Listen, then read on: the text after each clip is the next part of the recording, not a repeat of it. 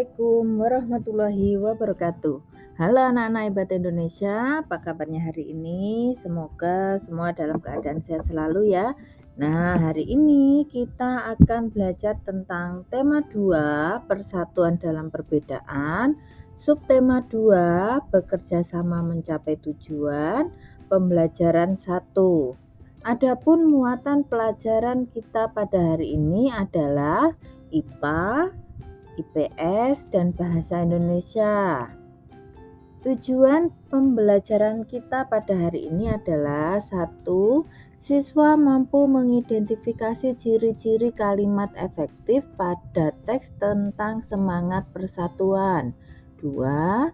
Siswa mampu menuliskan peristiwa penting tentang semangat persatuan dan kesatuan menggunakan unsur apa, di mana, kapan, siapa, mengapa, dan bagaimana dengan menggunakan kalimat efektif. 3. Siswa mampu menyebutkan makna upaya mempertahankan kemerdekaan melalui peta pikiran. 4. Siswa mampu mempresentasikan contoh upaya mempertahankan kemerdekaan melalui peta pikiran. 5. Siswa mampu mengidentifikasi ciri-ciri hewan berdasarkan habitatnya. Nah, setelah proklamasi kemerdekaan Indonesia 17 Agustus 1945, seharusnya bangsa Indonesia telah merdeka dan terbebas dari segala bentuk penindasan serta penjajahan. Namun kenyataannya tidak demikian.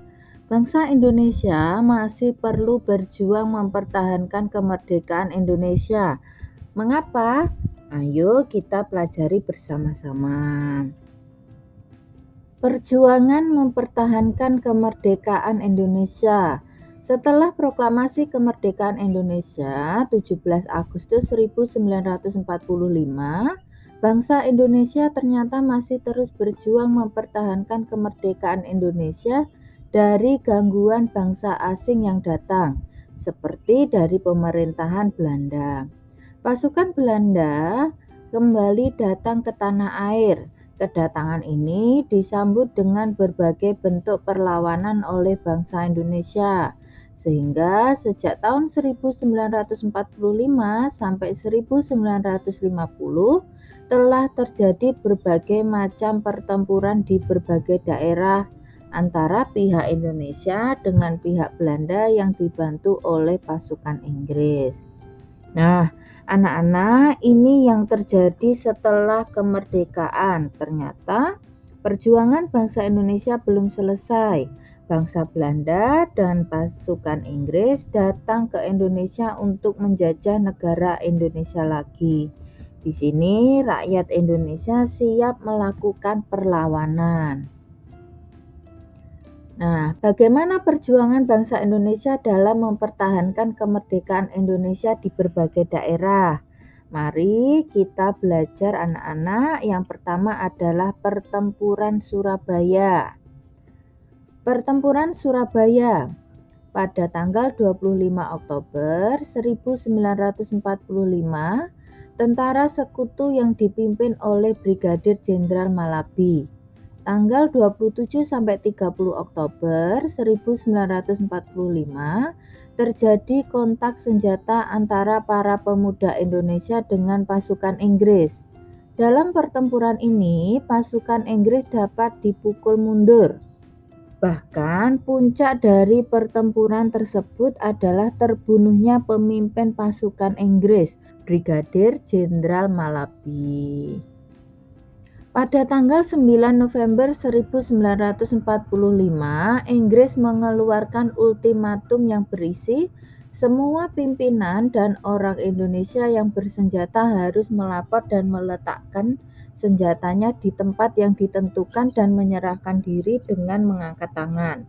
Namun, ultimatum tersebut ditolak oleh pihak Indonesia. Pada tanggal 10 November 1945 terjadi pertempuran yang sangat dahsyat.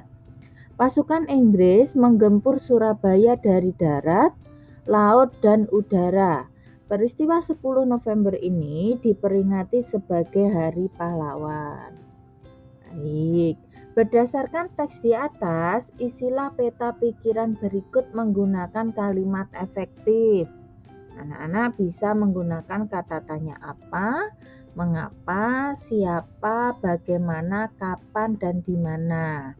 Nah, sekarang apa itu kalimat efektif? Kalimat efektif adalah kalimat yang mengandung gagasan pembicara atau penulis yang terdiri atas kata-kata yang mempunyai unsur SPOK, subjek, predikat, objek, dan keterangan. Kemudian ciri-ciri kalimat efektif yaitu 1. Memiliki unsur penting atau pokok, minimal unsur subjek dan predikat. 2. Menggunakan struktur bahasa yang tepat. 3. Memenuhi kaidah ejaan yang berlaku. 4. Menggunakan pilihan kata atau diksi yang tepat dan sesuai kebutuhan. Contohnya, Brigadir Jenderal Malabi memimpin pasukan Inggris untuk menyerang bangsa Indonesia. Nah, nanti anak-anak bisa membuat contoh kalimat efektif sendiri. Perjuangan dalam mempertahankan kemerdekaan Indonesia tidak dapat dilakukan sendiri-sendiri. Sangat diperlukan kerjasama dan persatuan dari seluruh rakyat Indonesia agar cita-cita untuk menjadi bangsa yang bebas dan merdeka dapat tercapai. Tahukah kamu bahwa perjuangan dalam mempertahankan kemerdekaan Indonesia dilakukan dengan berbagai strategi yang disesuaikan dengan kondisi daerah masing-masing? Selain itu, persatuan dan kesatuan merupakan hal yang sangat penting dalam mempertahankan kemerdekaan dan keutuhan Negara Kesatuan Republik Indonesia. Sekarang kita akan mempelajari tentang cara hewan menyesuaikan diri dengan lingkungan tempat tinggalnya. Di sini ada contoh hewan: ayam, bebek, ikan, dan cecak. Sekarang hewan pertama adalah ayam. Ciri-ciri hewan ayam: bentuk kaki ayam panjang dan tegak, berfungsi untuk berjalan di darat dan mengais makanan di tanah. Ciri-ciri habitatnya, ayam ini adalah hidup di lingkungan darat. Kemudian hewan yang kedua adalah bebek. Ciri-ciri hewan bebek: bentuk kaki bebek mempunyai selaput renang di antara jari kakinya, berfungsi untuk berjalan di lumpur atau membantu saat berenang.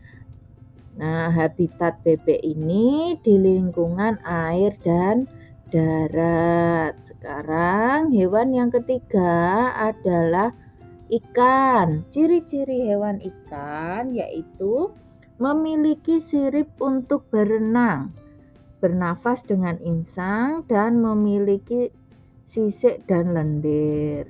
Habitatnya berada di air. Kemudian hewan yang keempat adalah cecak. Ciri-ciri hewan cecak yaitu kaki yang lengket, lidah yang panjang dan lengket, dapat memutuskan ekornya untuk mempertahankan diri dari musuh. Ciri-ciri habitatnya yaitu hidup di lingkungan darat. Nah, sekarang Tuhan menciptakan makhluk hidup dengan segala keunikan dan keistimewaannya, tidak terkecuali hewan. Keunikan dan keistimewaan hewan tersebut kita kenal dengan ciri khusus. Ciri khusus pada hewan tersebut mempunyai hubungan yang erat dengan tempat tinggalnya. Misalnya, ikan memiliki insang untuk bernafas di dalam air. Cecak memiliki perekat pada kakinya untuk dapat menempel di dinding. dan bebek memiliki selaput pada kakinya agar dapat berenang di air. Nah, baik anak-anak, itu tadi adalah pembelajaran kita pada tema 2, persatuan dalam perbedaan. Subtema 2, bekerja sama mencapai tujuan. Pembelajaran 1. Semoga dapat bermanfaat bagi anak-anak untuk belajar di rumah. Sampai ketemu di video pembelajaran selanjutnya. Assalamualaikum warahmatullahi wabarakatuh.